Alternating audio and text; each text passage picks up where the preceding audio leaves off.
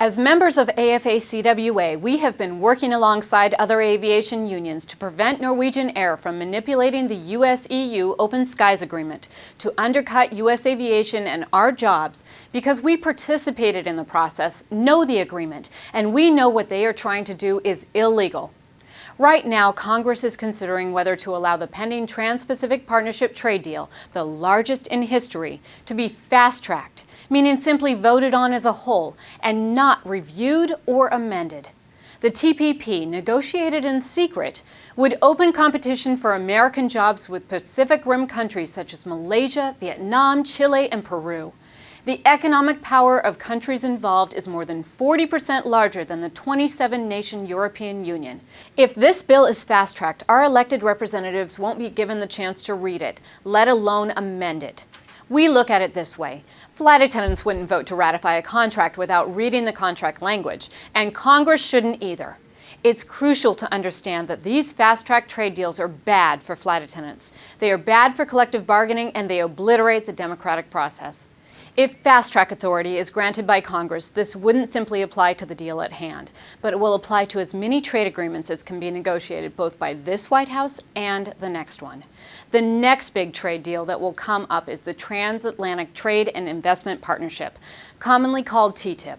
Through that deal, the European Union will be pushing for access to the U.S. market and an increase to the allowed foreign ownership and control of U.S. airlines. If it passes as is, the transatlantic deal would devastate U.S. aviation, and with it, our job security. So stopping fast-track for TPP is critical if we are to have a chance to hold off destruction of our jobs during the TTIP negotiations. As a labor family, experience with broad trade agreements tells us that corporations will take any opportunity to move to the lowest common denominator. Reinforced again in recent weeks with United, Spirit, and Frontier, announcing further outsourcing of our aviation family. This is a continuation of the maintenance, repair, and overhaul work that has already been shipped overseas. If fast-track authority passes, both TPP and TTIP deals will simply be ushered in, instead of carefully reviewed, amended, and voted upon.